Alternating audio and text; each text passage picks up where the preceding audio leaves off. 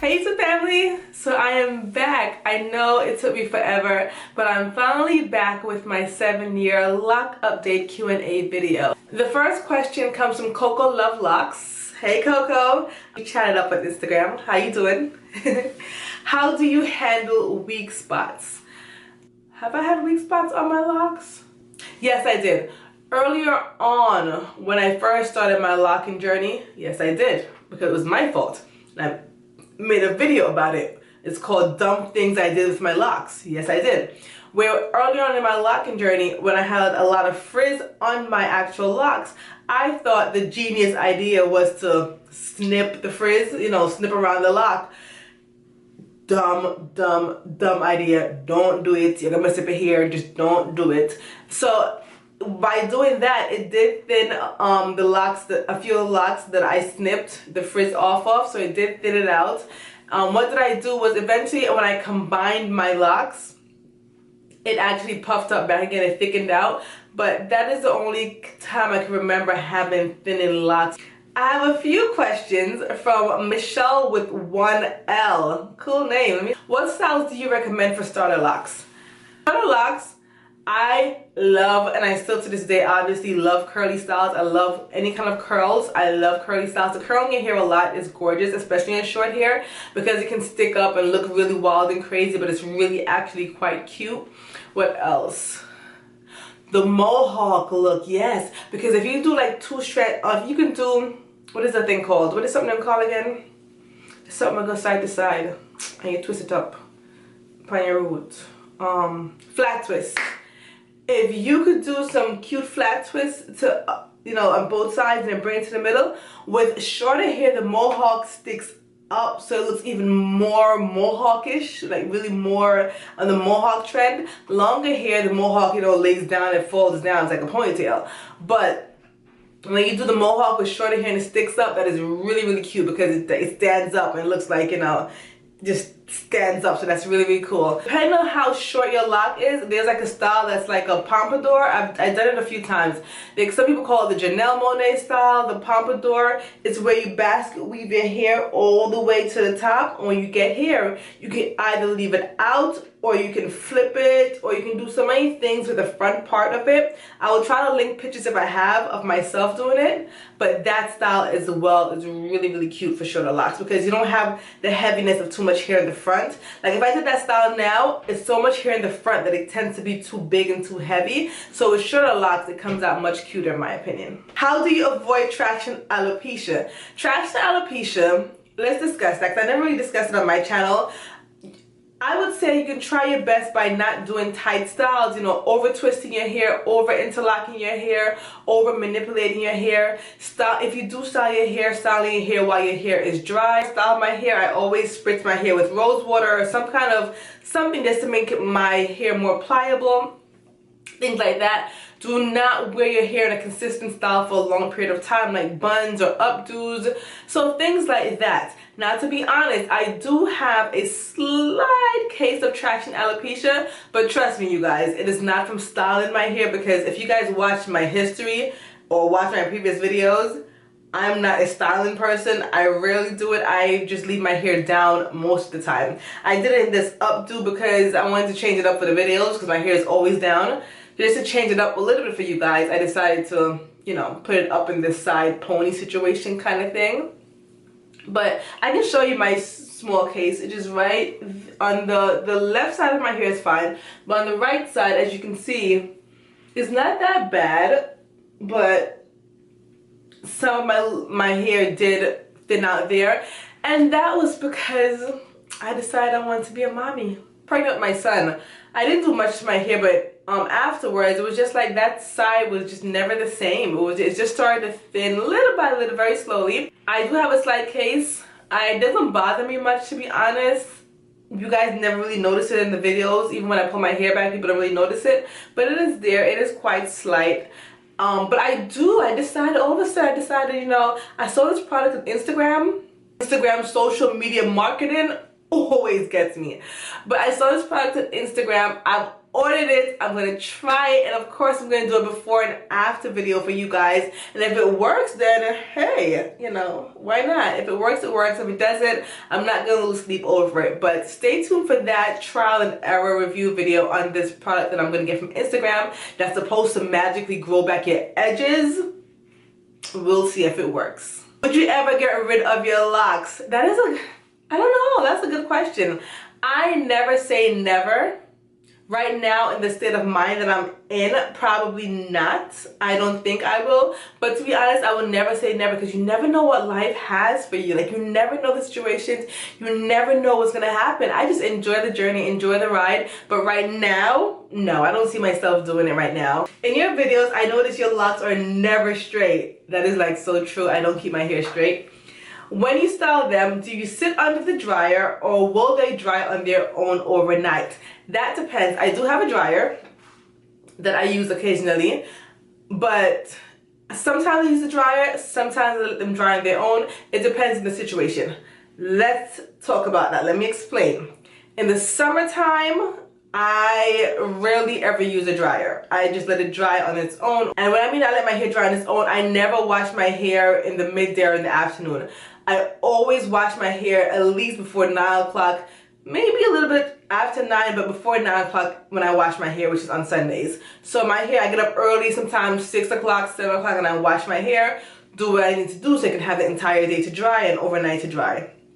In this winter time now, however, because I don't want to get sick, I will wash my hair, do whatever curl style I need to do, and then sit under the dryer occasionally if I feel that I need to. Or your staple products. I don't want to turn anyone into a makeup junkie. Not makeup junkie. Wrong video, Nadia, wrong video. I don't want to turn anyone into a product junkie. I don't consider myself a product junkie. However, I do like to try a lot of different hair products.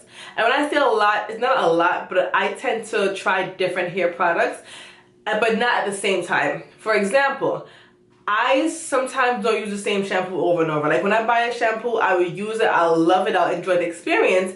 But there's so many other shampoos out there that the next time I buy a shampoo, I might try a different brand or a different type of shampoo. Get what I'm saying? But I still make sure I keep it on the healthy side as far as the ingredients are concerned, and nothing with anything that would damage my hair. So that was a long way to answer the question. I do have some products that I use, but as far as staple products, I don't have that kind of consistency. As far as products I would recommend, Hydrothermal Natural Shampoo. Wait a minute. I do have a staple product that Amazon knows me. I order bottles and bottles of this, but my rose water, if you guys check my previous videos from like the big, I rocks with this. I use this rose water a lot. So this, I stack up on this, either the rose water by itself or the rose water with the glycerin. But rose water works well for me. Another great shampoo that I love is the Trader Joe's Tea Tree Tingle Shampoo. Love that shampoo. Love it, love it, love it. This is new. I just started, not new, but I've just started using this maybe a month or two ago. And I can say I love it. I do love it. This is the Shea Moisture African Water Mint and Ginger Detox and Refresh Scalp Elixir with activated charcoal and Alopecia extract. Now these Shea Moisture products have like the longest names, but this is a scalp refresher. Of course, you know, Keisha Adinkra put me onto this, and she uses it after she goes to the gym. I use it as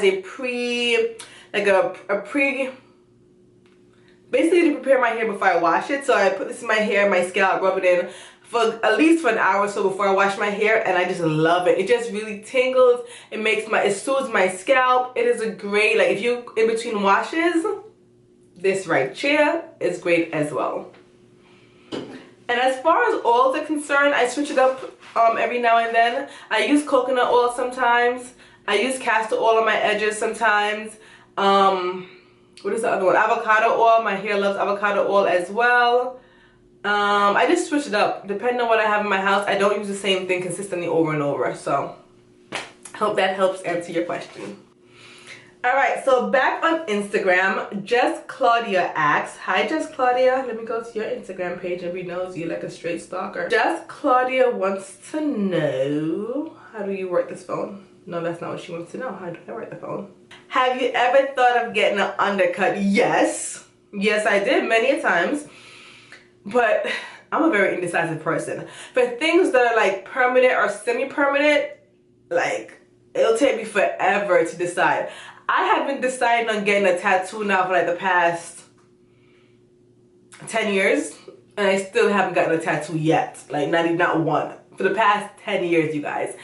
An undercut, even though it's not permanent, it's semi-permanent.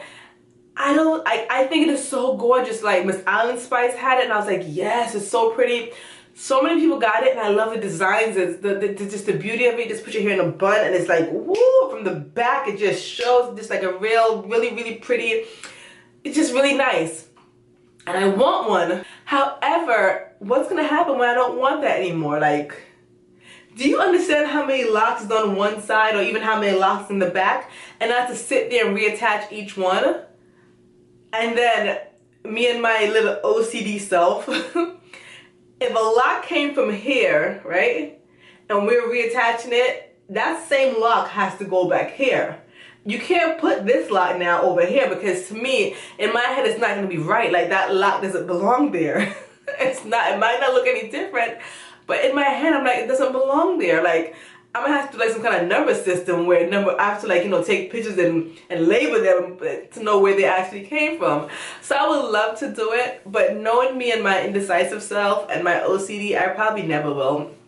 So I will live vicariously through someone else. Sister Lock Queen, how you doing, Queen? Let me go to your Instagram page and be nosy. Let's be nosy. What would you recommend for someone that is trying to get their locks to, I would assume you're trying to put grow, but I have the word go, but I'm going to assume it's grow. If you want your hair to grow, just basically take care of it. Make sure you drink plenty of water. I know it's cliche, but it is true. Drink plenty of water. Don't put too many things on your hair that will, what is the word, like clog your scalp, like anything with too much beeswax, any kind of stiff chemicals. Also, try not to manipulate your hair too much. Let it go, let it be free. Make sure you're eating right. Your diet is very important to hair growth as well.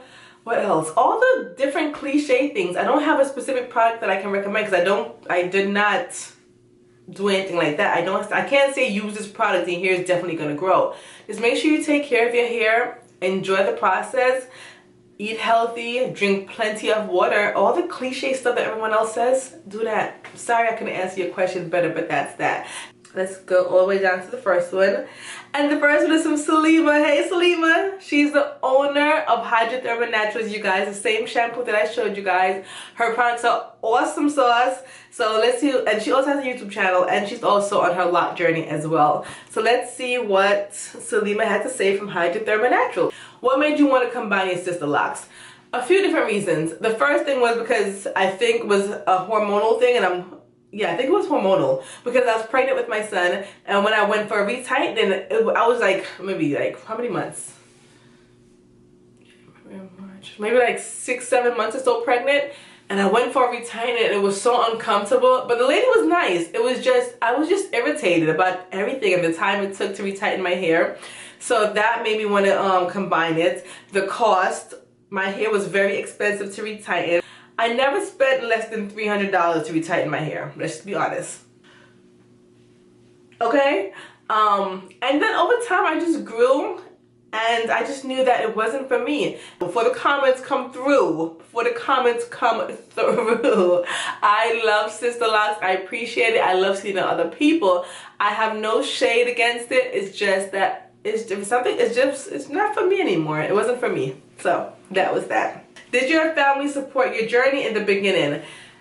Well, my family, as in my husband, supported me from day one. Like he was, before I even had locks, he was always thought that me going natural would look so beautiful. So he was on board since day one. As far as my family is concerned, I'm a Jamaican. I grew up in a Jamaican household, like I discussed many times. So my family had this preconceived idea that, and a lot of Jamaican families have this idea as well, that when you get locks, you are basically Rastafarian, and that's what it is. So they have, some of them have a negative attachment, a negative connotation to locks. So my mother my family was something that they would not agree with. It was something that was just, no, you're not getting it, and that's what it is. But eventually over time, make a long story short, my mother is like in awe. Like, she loves my hair. My entire family is very supportive. I have nothing but support. I have even influenced other members of my family to get locks as well. One of my brothers have locks, some cousins and different people. So right now my hair is just like, my family loves my hair. My family loves it. I think it's the most beautiful thing ever. But in the beginning it was a struggle for me, and I tried to hide it at first, but it came out. Next question. Are you locked for life? Like I said before, I'm like 99% sure that I'm locked for life. Like, I'm just like 99%. I'm not 100 because I never say never, but I'm 99% sure I'm locked for life. Did you notice breakage after coloring? Not really. I've colored my hair a few times in the 7 years that I've had my locks. The last time was when I added all these highlights. The only thing I've noticed is sometimes at the ends, let me see if I can find one. Like at the end down here, it will begin to unravel and it will get really loose, like loose natural hair. Just at the end, at the tip. Similar to like how this one is. Let's see, can you see it? No, because my hand is brown and the hair is brown. Oh, there we go. So, stand up. Come on, man. Man up. So it will just get loose right there at the end. When I color my hair, I don't do anything that is a drastic color. I don't use anything that has bleach. I'm sure the color inside has some sort of bleach in it for me to get these brown colors, but I don't bleach my hair before I put the color on. I just basically work with my black, and whatever box color I buy, I put it on there. Whatever it turns to, that's what it is. So I didn't really, because next question is from Sandra Locs here on YouTube. Congrats on your 7 years. Thank you. I'm celebrating 1 year Locversary on Monday, so I guess that was Monday past. Happy 1 year Locversary. Shout out to you. Okay, are you happy with the size of your locks now? Or are you still combining from time to time? I am happy with the size of my locks, but I still combine from time to time. And the most recently, about a month ago, I combined about 3 more locks. Only because all of my locks, there are still some, especially in the front, that are very small. The back of my hair is bigger as far as size than the front. So in the front, sometimes I'm like, I like it small, but I'm like, you know what, let's just combine. These two right here are the most recent ones that I combined. I think I did like 3 or 4, but I can't find those. But these two right here, see this size? This is the size I'm happy with. Before, they were too small. Yeah, so I combined, these were my 2 most recent combinations. And there's one in the front here that I'm like itching to combine. Like this one right here. I think that is too small. So I might combine it in the near future, along with this one right here. But as far as overall happiness, overall, yes, I'm happy with the size. But sometimes I still do find some that I'm just like, you know what? Let's just combine you. Let's just make you nice and thick. Thickums. Hey, you guys know the fun is not over yet. Don't forget to make sure you guys check out part 2 of this video, where I answer more questions and I also show my length check. Also, if you are in the New York area, come out and support Feli and Essence of Shea. They're having a vibe and paint event where you just vibe with cool people, chill, paint, have some wine, and enjoy yourself. I will be there, Feli will be there, Essence of Shea will be there. They'll be having guest speakers. So if you're in the New York area, come out and just have a blast with us. Okay, now let's go into part 2.